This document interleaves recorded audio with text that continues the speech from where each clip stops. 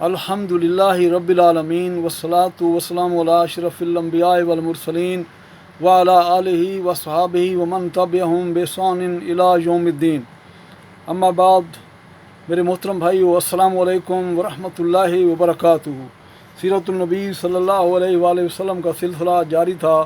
اسی کو آگے بڑھاتے ہوئے میں کچھ آگے گفتگو کرتا ہوں کہ یہ میرے پاس سیرت النبی کی ایک بہترین کتابوں میں سے ایک کتاب ہے، الرحیق المختوم.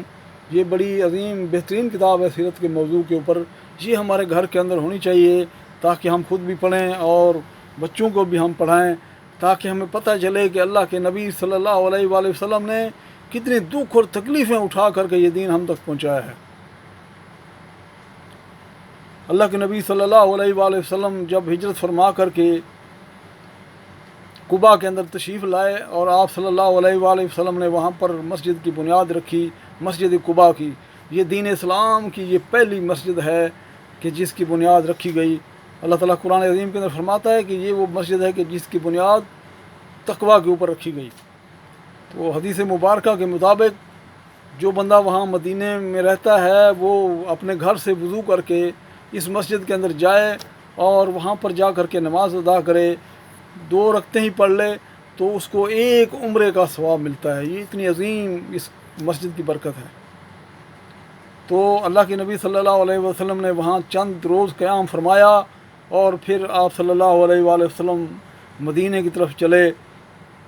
اور بنو نجار جو آپ صلی اللہ علیہ وسلم کے ماموں کا قبیلہ تھا، وہ بنو نجار آپ صلی اللہ علیہ وسلم کو لینے کے لیے آپ قباء کو پہنچے اور انہوں نے تلواریں حمائل کی ہوئی تھیں اور آپ صلی اللہ علیہ وسلم کو لے کر کے وہ چلے. اور راستے میں جمعہ کا وقت ہو گیا بنو اوف بن سالم کے آبادی کے اندر، تو آپ صلی اللہ علیہ وسلم نے وہاں جمعہ ادا فرمایا جہاں آپ مسجد بنی ہوئی ہے.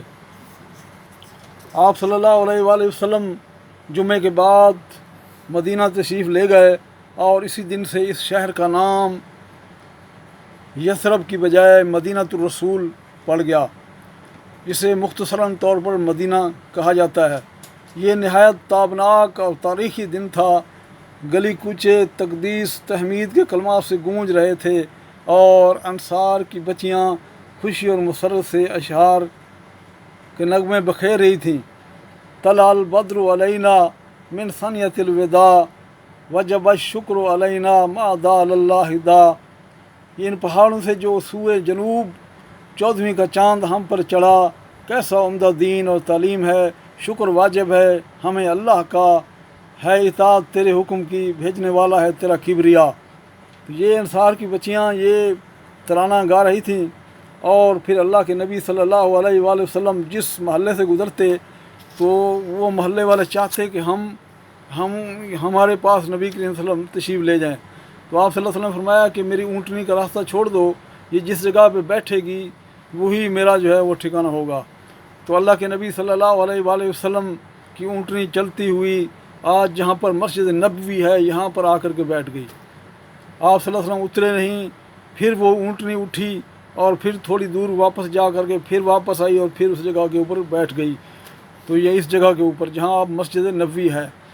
تو پھر حضرت ابو ایوب انصاری رضی اللہ تعالیٰ عنہ کا گھر بالکل قریب تھا، تو انہوں نے کچاوا اٹھا کر کے سیدھا اپنے گھر لے گئے اور اللہ کے نبی صلی اللہ علیہ وآلہ وسلم نے وہاں ابو ایوب انصاری رضی اللہ تعالیٰ عنہ کے مکان کے اندر قیام فرمایا. اس طریقے سے اللہ کے نبی صلی اللہ علیہ وآلہ وسلم چند دنوں وہاں آپ صلی اللہ علیہ وسلم رہے. پھر آپ صلی اللہ علیہ وآلہ وسلم کی زوجہ محترمہ ام المومنین حضرت سودا اور آپ صلی اللہ علیہ وسلم کی 2 صاحبزادیاں حضرت فاطمہ اور ام کلثوم اور اسامہ بن زید اور ام ایمن بھی آ گئیں. ان سب کو حضرت عبداللہ بن ابی بکر آل ابی بکر کے ساتھ، جن میں حضرت عائشہ رضی اللہ تعالی عنہا بھی تھیں، لے کر آئے تھے. البتہ نبی کریم صلی اللہ علیہ وآلہ وسلم کی صاحبزادی حضرت زینب حضرت ابو العاص کے عقد میں تھیں، وہ نہیں آ سکیں، وہ جنگ بدر کے بعد تشریف لا سکیں. تو یہ تھا کچھ تھوڑا سا احوال آپ صلی اللہ علیہ وآلہ وسلم کا ہجرت کا. آپ صلی اللہ علیہ وسلم ہجرت کر کے قباء سے ہوتے ہوئے آپ صلی اللہ علیہ وسلم مدینہ منورہ کے اندر پہنچے. اور صحابہ کرام کہتے ہیں کہ یہ ہماری زندگی کا تابناک دن تھا کہ آپ صلی اللہ علیہ وسلم مدینہ کے اندر تشریف لائے. اور اس وقت مدینہ کی جو آبادی تھی وہ 3 قسم کے لوگ اس مدینہ کے اندر رہتے تھے. ایک وہ مدینہ کے قدیم باشندے، اوس و خجرت کے وہ بندے کہ جو ابھی تک مسلمان نہیں ہوئے تھے، مشرک.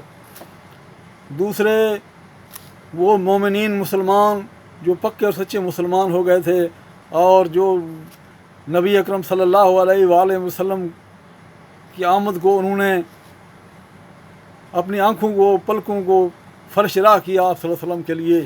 اور تیسرے یہودی قبائل بنو قینقاع، بنو نذیر اور بنو قریظہ، یہ بھی مدینہ کے اندر آباد تھے.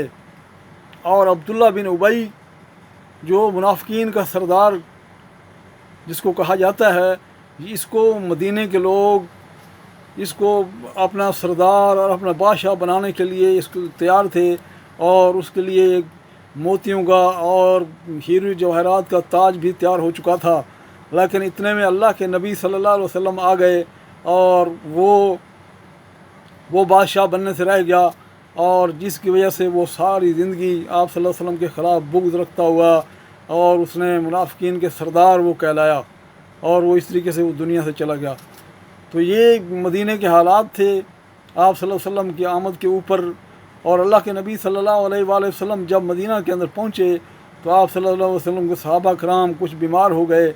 تو آپ صلی اللہ علیہ وآلہ وسلم نے دعا فرمائی کہ اے اللہ، یہ جو مدینہ کا بخار ہے اس کو جوفہ کی طرف منتقل کر دے، اور اس کے اور اس کے اندر برکت عطا فرما مدینہ شہر کے اندر، جس طریقے سے تو نے مکہ کو برکت والا شہر بنایا ہے.